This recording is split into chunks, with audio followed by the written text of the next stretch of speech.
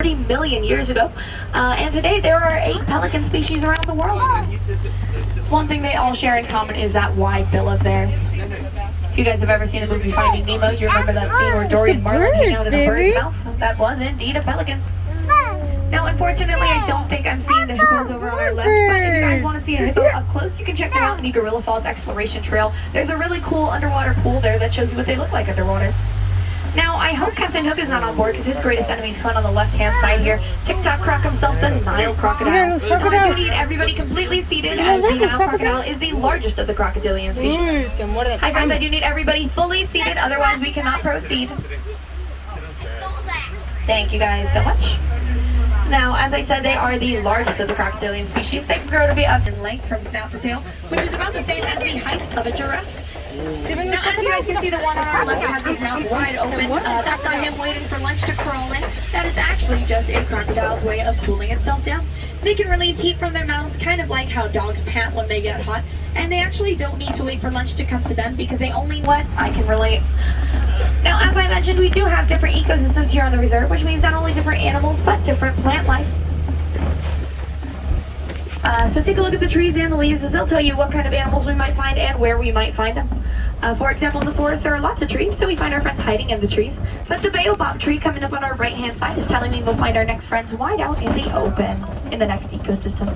Now, as you guys can see, the baobab tree looks like it's got its roots wide up in the air. For that reason, it is also called the upside-down tree. And another nickname for the baobab tree is the tree of life.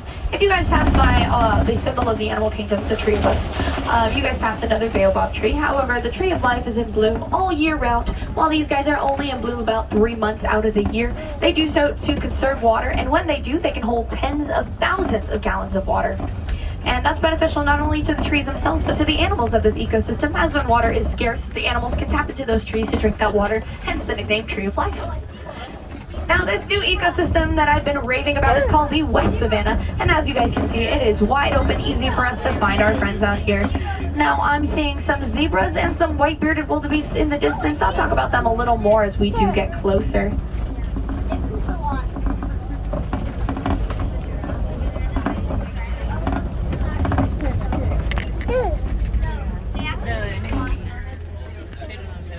Now, in the meantime, I'm going to ask you a question. Go ahead and think on it a little bit. Do you guys think zebras are black with white stripes or white with black stripes? Don't answer yet. Take your time. Think about it. Really marinate in it. And in the meantime, while you're thinking about it, on your left, you guys can find some African painted dogs.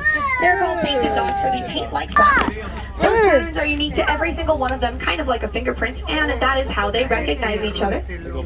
Now, they are some of the cutest animals on the reserve, but they are also some of the best hunters with a 90% success rate. Now, my very favorite fact about them is that just like us, they are very social animals, so they will not start their day until every single one has said hello to everyone else. So I think we should say a very quiet hello too. Oh, the birds, okay. Now, on our left, we do have a few animals. I'll try and run through them as fast as I can. You guys can find these sable antelopes way far back on our left. They're the ones with the really big curvy horns, and they are the symbol of the reserve. Then we also have these zebras. Now you guys can give me your answers. Are they black with white stripes or white with black stripes? What do you think? White with black. I like that you all have a consensus, but even if you guys said black with white stripes, you would technically be correct. It all depends on the zebra, as these guys are Hartsman Mountain zebra, and they are black with white stripes. You guys can tell by the color of their nose. So these guys' noses are black, and if they had a white nose, then they'd be white with black stripes. And the skin underneath their fur is also that black and white stripe pattern. Okay, so you don't know zebra. Now, a group of zebras like the one you see is called a dazzle, probably because they're so dazzling. And yes, they do resemble horses, but surprisingly enough, they actually don't make the same sounds. Horses will make a lot of neighing and whinnying sounds, while zebras will make a lot of cuffing and scuffing noises that if I tried to imitate would not be pretty for any of us. So look it up on YouTube, I guess. Now, the white-bearded wildebeest are the grayish antelopes on both our right and left-hand sides. A group of white-bearded wildebeest is called an implausibility. That's because it is implausible or unthinkable just how large these groups can grow to be. Now, this is a very small group of them. I say they typically gather in groups of 20 to 500 pairs.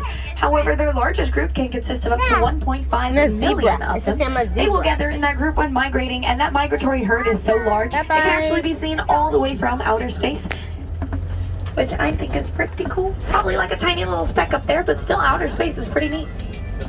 Now, you guys may have noticed that they do look like they have stripes. Surprisingly enough, those are not stripes, they are just sweat stains, because just like you or me, when they get hot, they sweat.